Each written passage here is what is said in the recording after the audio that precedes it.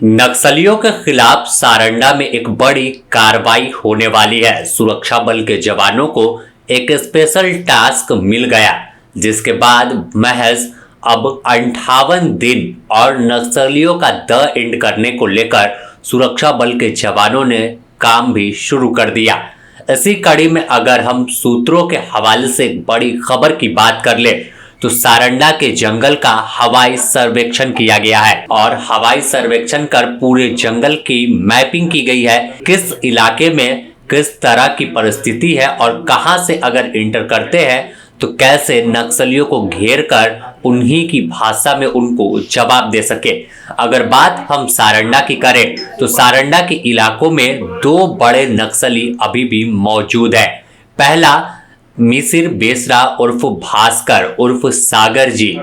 इसके साथ असीम मंडल उर्फ आकाश सेंट्रल कमेटी सदस्य और 1 करोड़ का झारखंड पुलिस के द्वारा इनाम इसके ऊपर रखा गया है। लेकिन अब इनका खात्मा कैसे हो, क्योंकि लगातार झारखंड पुलिस मुख्यालय और केंद्र सरकार अपील कर रही है कि हथियार डालकर मुख्य धारा में लौटे और इस सशस्त्र आंदोलन को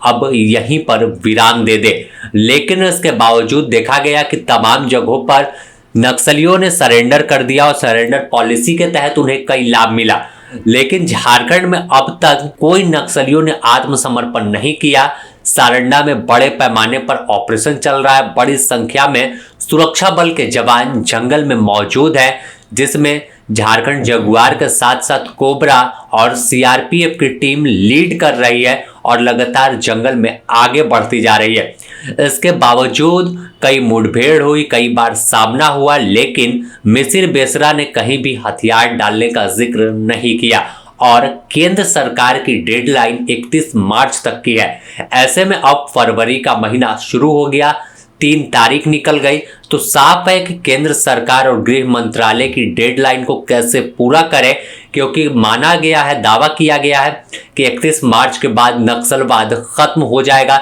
तो उसी डेडलाइन के तहत सुरक्षा बल के जवान अब तमाम चीजों की तैयारी कर रहे हैं। बीते दिनों की अगर हम बात करें तो सारंडा के जंगल में लंबे समय के बाद एक बड़ा ऑपरेशन देखने को मिला था छोटा नागर थाना क्षेत्र में, जिसमें 1 करोड़ के इनामी अनलदा उर्फ तूफान जी मारे गए थे और इसके साथ इनके 17 साथी भी मुठभेड़ में ढेर हुए थे। लेकिन इसके बाद जब पुलिस मुख्यालय में सीआरपीएफ आईजी साकेत कुमार सिंह और अभियान आईजी डॉक्टर माइकल एस राज ने प्रेस को संबोधित किया था, तो उन्होंने दावा किया कि यह बड़ी उपलब्धि है, लेकिन अब टारगेट पर मिसिर बेसरा और असीम मंडल होगा, जिसकी जानकारी भी सुरक्षा बल के जवानों के पास है और फिर से एक रणनीति तय की जा रही है और उस रणनीति पर अब मिसिर बेसरा, असीम मंडल और उनके बचे हुए तमाम जो कैडर हैं उनके खिलाफ एक्शन देखने को मिलेगा। बस इसी एक्शन को लेकर अब हवाई सर्वेक्षण सारंडा के जंगल का किया गया है। हवाई सर्वेक्षण करने के पीछे की वजह साफ है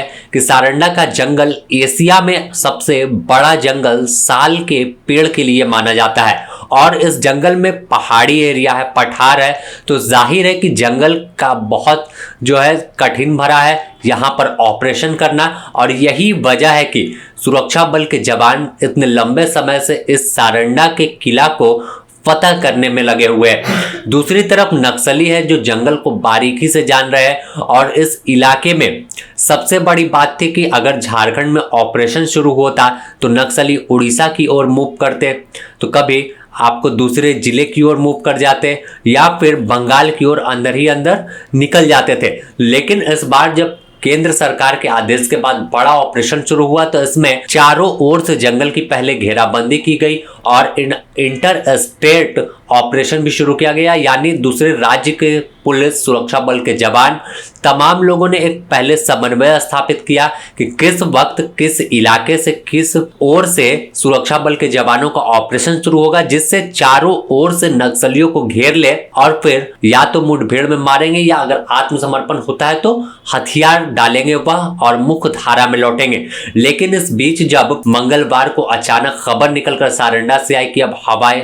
सर्वेक्षण हो रहा है, हेलीकॉप्टर पूरे जंगल में घूम रहा है और तमाम चीज़ों की गतिविधि पर नजर रखी जा रही है, तो जाहिर है कि आने वाले दिनों में अब बड़ा एक्शन मिशिर बेसरा, असीम मंडल और उनके 30 से 35 साथियों के खिलाफ देखने को मिल सकता है, जिसे लेकर तमाम जवान भी तैयार हैं। अगर दूसरी ओर हम बात कर ले तो झारखंड पुलिस मुख्यालय और सीआरपीएफ के बड़े अधिकारी भी इस पूरे ऑपरेशन पर नजर बनाए हुए हैं कि कैसे नक्सलियों का खात्मा करें और ऑपरेशन ऐसा हो जिसमें जवानों को कहीं भी कोई नुकसान ना हो, क्योंकि यह अंतिम लड़ाई कहा जा सकता है कि शुरू हुई है। महज 58 से 57 दिन का समय बचा है, तो अंतिम लड़ाई में अब और कोई घटना ना हो और किसी भी तरह से कोई नुकसान ना उठाना पड़े।